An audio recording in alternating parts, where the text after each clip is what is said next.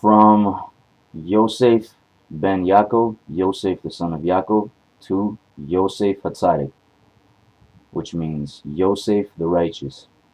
So this is a teaching on what made Yosef go from Yosef ben Yaakov to being called Yosef Hatzadik, Yosef the righteous. This is what it's about. Before I start, I just want to bring up two Jewish great men who held high positions back when Egypt was the superpower of the world. One who is the Viceroy, Yosef Hatzadik, and Moshe Rabbeinu, who was prince in Egypt. Going into Egypt and leaving Egypt, ask yourselves what brought us into Egypt, what kept us there, why were we there, and why were we kept there, and what took us out of Egypt. Keep these two great men in mind when asking this. Now, Yosef Hatzadik. A tzaddik is a righteous one, as proverb calls it, is the foundation of the world, by King Solomon. Yosef Hatzadik, keep in mind, nourished the entire world spiritually and physically, at times like the famine and in other ways as well. Yosef is called Yosef Hatzadik because he withstood the constant, endless sexual advances by Potiphar's wife. He was sold as a slave, etc., known as a Hebrew slave, known as a slave, or whatever, and Potiphar became his master after he was taken out of prison, of course. Yosef is called Yosef Hatzadik because he resisted the temptation brought to him by Potiphar's wife. We're going to get a little into that. Where Reuven and Yehuda felt the temptation, Yosef was resisting the seduction of Potiphar's wife. Now, bear with me from going from Yosef ben Yaakov, Yosef the son of Yakov, being known as that, to later being known as Yosef Hatzadik, Yosef the righteous, receiving, being called that in his own right, superior to that of his own father. It was little Yosef as well, standing in front of his mother, while all other brothers stood behind their mothers when Esav and his army came. When Yakov, of course, was, going to his destination. This is why God made him handsome. He stood in front of his mother. He wasn't afraid of Esav, and he wasn't afraid of Esav. And on top of that, he also received the right of the firstborn status from his father. Now,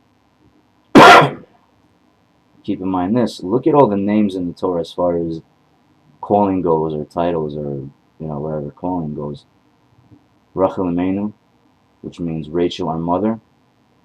David HaMelech, which means David the king.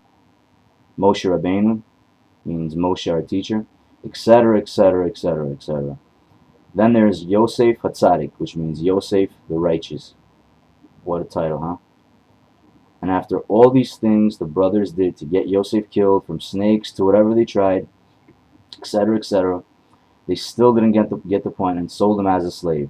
Yosef was able to control, conquer, and purify his sexuality and his sexual desire. Yosef rose greater and greater because of this. What do you think makes a tzaddik? When I say make, I mean make in the sense of what do you think makes a redeemer like Moshe Rabbeinu, for example? Or what do you think makes the redeemer of widows and orphans? What do you think makes Hollywood? Even Hollywood started off with some kind of spiritual strong point that took real guts and true attitude, even if it even has taken the wrong path completely, and that's the sense I'm talking about. I'm not saying it did, but when I say makes, what do you think makes Yosef Hatzadik? In the developed metaphorical sense, maybe. What do you think makes a tzaddik? Pharaoh, after seeing and hearing, etc., etc., etc., etc., all these things that Yosef went through, and still remained a righteous gentleman, even the same Hebrew that stayed the same, Yosef ben Yakov, when he was living in his father Yakov's house, and still was the same guy when he was in Egypt the whole time, with whether it was with a master like Potiphar or Yosef as a viceroy. Pharaoh said to Yosef that he is placing Yosef in charge of the entire land of Egypt. He made him viceroy of Egypt. Now, viceroy is basically second to the king, of course. And keep in mind, Egypt, bear in mind, was the superpower of the entire world at that time. And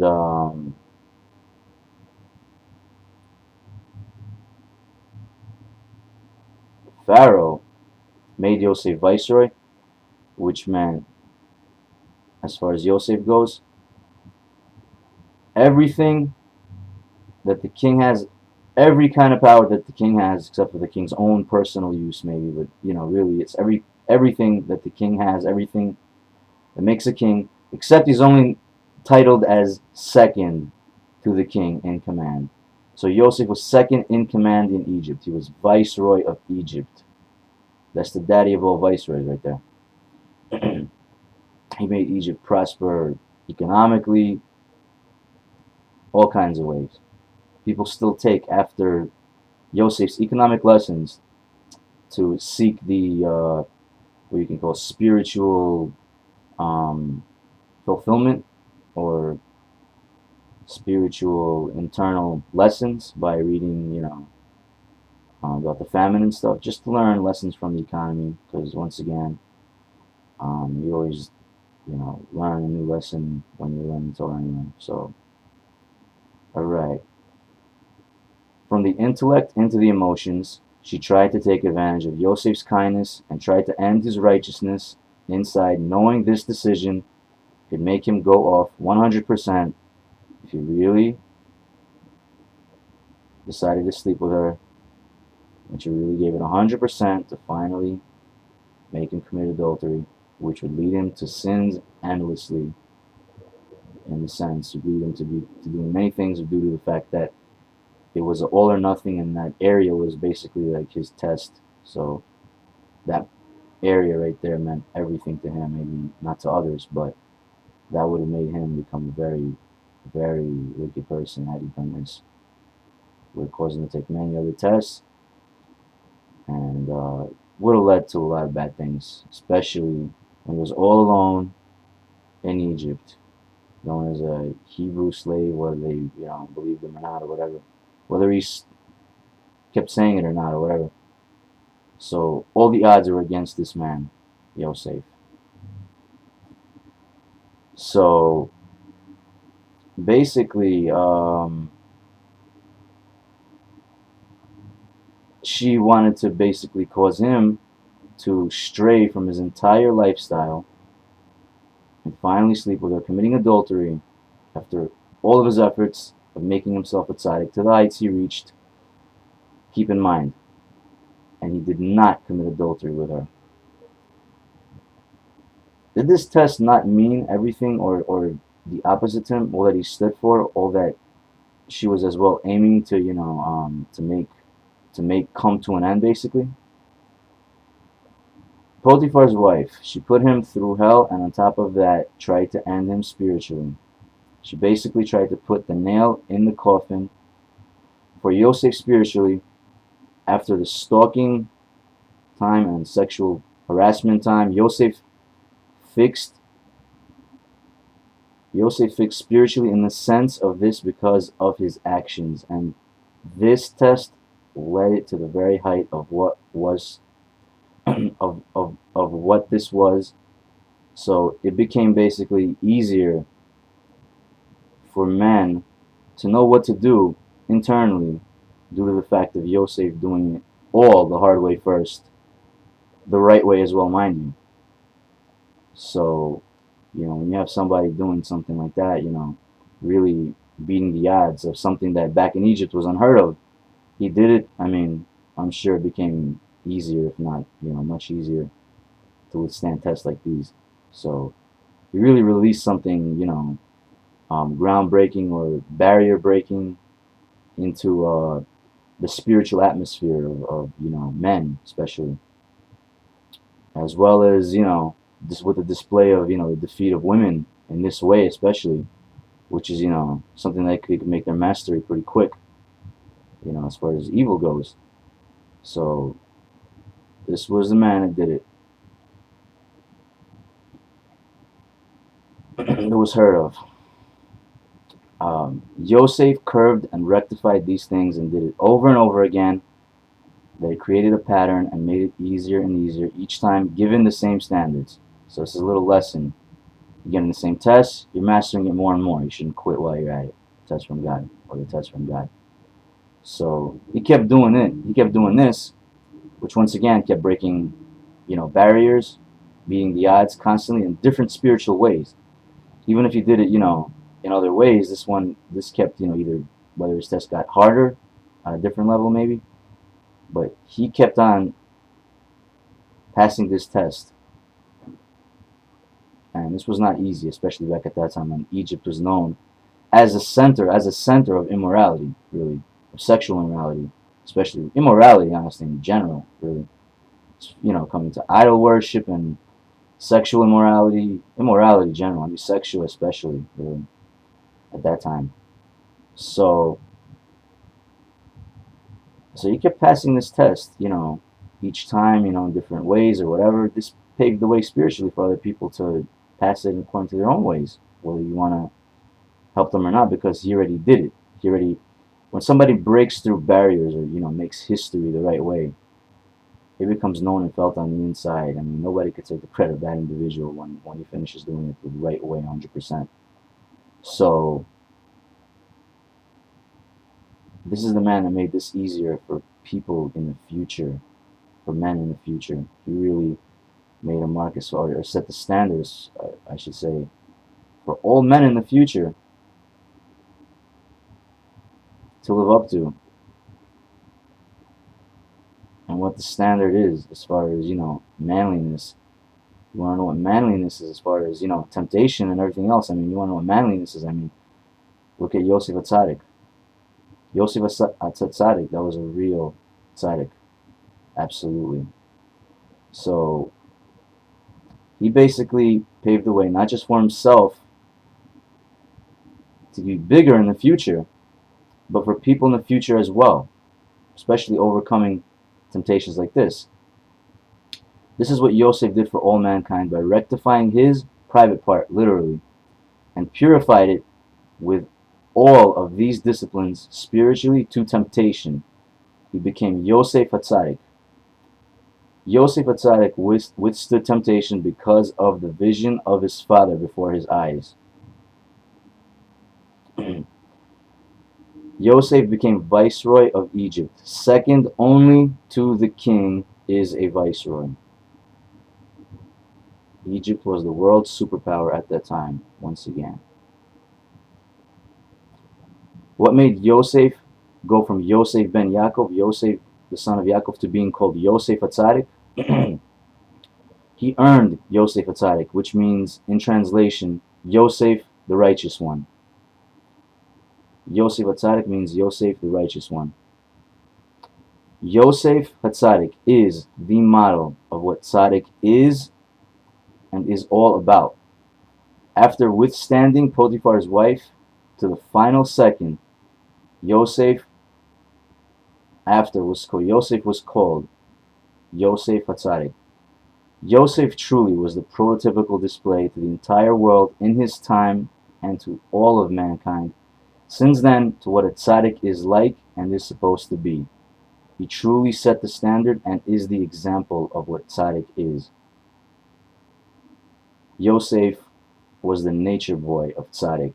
Yosef Hatzadik is the ancestor of what tzaddik is about, really. Yosef was the hero to what a tzaddik is. All tzaddikim that came after Yosef and learned from him, Well, guess what? He really, one way or the other, off of his shoulders, to see farther, off of Yosef's shoulders, and not go through what he went through, all these tests, etc., maybe, and to see farther just by climbing on his shoulders, which he let men in the future do by being who he was and knowing that's what he represents, and he did things the right way. So, all tzaddikim after Yosef, truly one way or the other, Yosef, in a sense, did put his hand on every tzaddik, one way or the other. You think of tzaddik, you think of, if there's Yosef Hatzadik, you'll think of Yosef Hatzadik, one way or the other down the line, you'll know. Yosef will come to mind. Yosef Hatzadik, I should say, will come to mind eventually, if not right away. He will come to mind. As the Torah teaches, there are 36 individuals who are righteous, a special select 36 living in each generation who are learning Torah around the clock, of course. It doesn't have to mean, all the time, but they make sure Torah is learned 24/7. And in their merit, the world exists, teaches the Torah. These are holy people that the world exists in merit of, teaches the Torah. 36 tzaddikim, 36 righteous ones, 36 righteous ones, once again. He guarded his eyes until it became automatic. He still guarded his eyes anyway. Yosef constantly guarded his eyes and was particularly careful in not getting close to immorality, especially knowing he lived in Egypt. You can imagine what he felt like. He was protecting himself from the immorality, especially where it was in general, at worst in Egypt. Yosef made sure to maintain sexual purity even before the Torah was given. Then again as well, it was Yosef that was careful in sexuality, is really what's praiseworthy of him, that got him the title Yosef Hatzadik. Nonetheless, we know what made Yosef be called Yosef Hatzadik, of course. Yosef was known as the man who withstood temptation.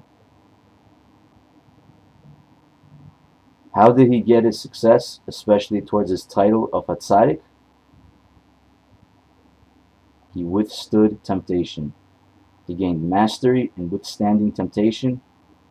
He came from the house of his father Yakov and had dwellings and an atmosphere unlike the immorality and temptation of Egypt. Unlike the immorality of Egypt. Being taken from a home like this, like from his father Yaakov's house, dwelling, whatever you want to call it, and sprung right into Egypt, he truly withstood the tests of a lifetime and quickly earned a made level as far as withstanding temptation goes and sexual purity. I mean, at that time, you might imagine in many ways, was unheard of. So there's a look in the future for you right there, in this way. By withstanding temptation, Yosef started breaking Egypt's power of immorality. Egypt at the time was known as the center of immorality. Potiphar, who was Yosef's master when he was, whatever, slave or whatever you call it. Potiphar, who was Yosef's master, when he was a slave, had a wife who tried really many different scenarios, and basically all she could do to seduce Yosef into sleeping with her. Endless attempts to seduce him. He withstood all of her temptation, earning the name Yosef Hatzadik. He withstood all of her attempts to make him commit adultery, all of her temptation, and he earned being called Yosef Hatzadik, setting the example to all men of what man is to be about. This man disciplined himself spiritually to not succumb to sinning with Potiphar, his master's wife, and temptation. Yosef was guarding his eyes. That woman invited him into her bed nearly every night. It's his father that strengthened him. With the vision, whatever. It's his father that strengthened him, Yakov. But what really got him out of there when she really went full force at him sexually? No one was there. It was just, her. It was God. He said God's name. When Yosef said to himself, enough of this is enough, and he refused to sleep with Potiphar's wife, and said to his master's wife, basically, we'll get into what she did. She grabbed Yosef by the clothes and said, lay with me. Yosef said, how can I commit such a great wickedness and sin against God? It was God's name that made his pathway for him to drive himself out of there. Yosef sanctified his bris under very difficult conditions. Potiphar's wife changed her clothing many times a day, as well as her strategies of attack. These were sexual attacks, all leading to a tragic death of a big tzaddik. Man, beware. He did whatever he could not to look at her. It was also on a major day chosen specifically for idol worship to acquire power from darkness. Potiphar's wife was home claiming she was sick. The punishment back then for a slave who commits adultery in Egypt was death. I'm not going to get into how. So on this day, she decided to go at Yosef full force, 100%. The crazy part in this is the wife of Potiphar, before he had Potiphar as his master, she would know everything about him. She'd know everything about Yosef. She would sneak into the jail he was in and tempt him endlessly. She also offered him freedom and money, etc., and had him tortured when he refused. Potiphar was, a very wealthy man. And, next thing you know, Yosef's master is Potiphar. And there is Potiphar's wife. Now you can imagine why he wasn't looking at her at all. Huh. He rose to such greatness that Moshe himself took the bones of Yosef with him, who quote-unquote promised the children of Israel that God will surely come for you, bring my bones with you. This is Yosef's bones Moshe took out of Egypt. Moshe, the greatest prophet.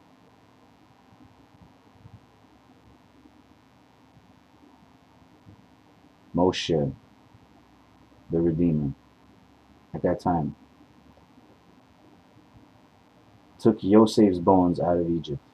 Yosef, of course, Yosef Hatzadik, known as the greatest man of his generation. Eventually, Yosef felt weakened, and he was ready to let go of all of his hard work and, resisting her and whatever, and give in to sleeping with her. He saw a vision of his father's face, and that strengthened him. And when she started to literally come onto him,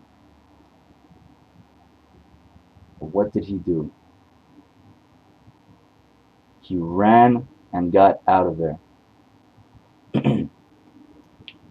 Yosef even wore facial coverings and even ran away from the most beautiful women in the world as a means to them finally getting close to him and bringing him to such a level of seduction that he might lose control and do something he might regret later.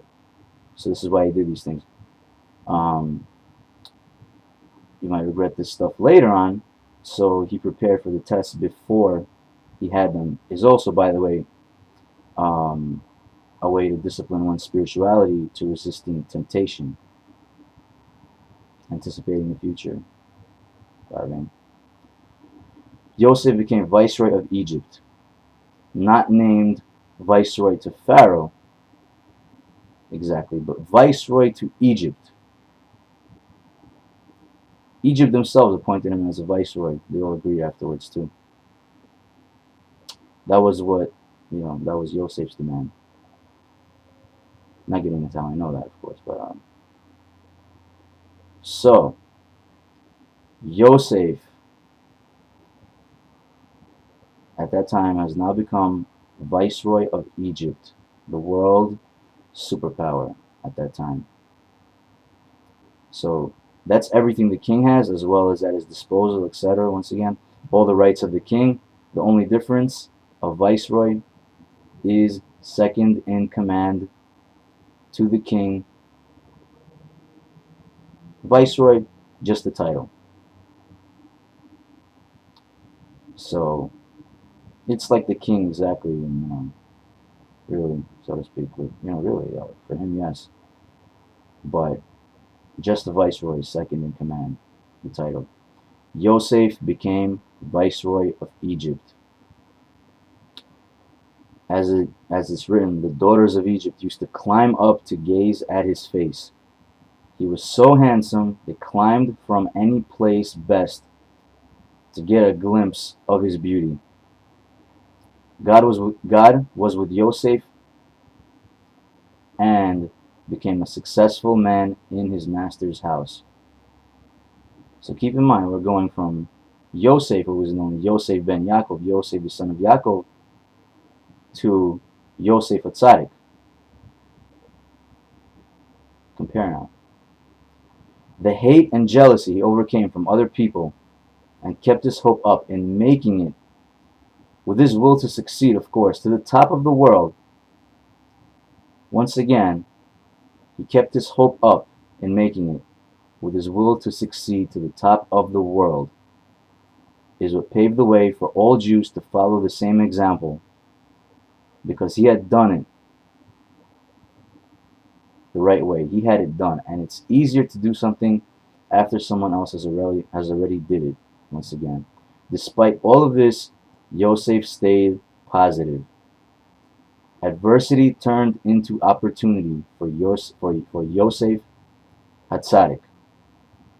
The praise of Yosef Hatzadik was that when all the Egyptian women were looking at him, he was not looking at them.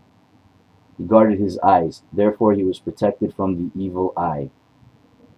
Ayin Har is the evil eye. He was protected from the evil eye. As far as his keeping the laws of purity is concerned, back then the women used to go into the waters, or which it's maybe like at a beach or something like that, is considered a mikvah, which is really, it is a mikvah actually. They used to go into a mikvah on a usual basis, of course, and of course following all the rules of immersion. But then again, a woman's exclusive mikvah was just that. Welcome to Egypt, immorality, right? Naked beaches. So, of course, there's rules as far as, a woman going into a mikvah has to have, no separation, not wearing anything. She even has to take, anything that she has, on her hair, even a rubber band, whatever. So, you can imagine they immerse themselves in a mikvah, the women, most of the time probably to the best they could. So, Yosef knew that when he was passing by, that he was not looking at the women, Yosef knew that when he was passing by, that he was not looking at the women coming out of the mikvah.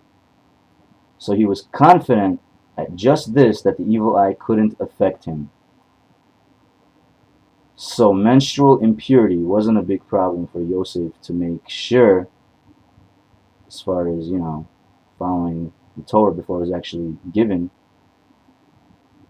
So one might say, he wasn't having, intercourse with a menstrually impure woman, as far as marriage is concerned. Potiphar's wife always tried to get him to look at her. She even put an iron rod under his neck. Yosef was always trying his best not to look at her. If worst comes to worst, he would look toward her or above her head or something of that sort, and despite all of her efforts, he wouldn't look at her intentionally. With this, he merited success in this world and in the world to come, teaches the Torah. Success here and there. Yosef rectified all his mistakes, etc., right up to the point he was called Yosef Hatzadik. Next thing you know, Yosef is now Viceroy of Egypt. Yosef Hatzadik was the greatest man of his generation. Everyone knew that. Yosef Hatzadik was the greatest man of his generation. In dedication to the line in the Shema, you shall not stray after your heart and after your eyes, after which you tend to stray. He was the Jewish viceroy in a country that held the world superpower. Was Yosef Hatzadik.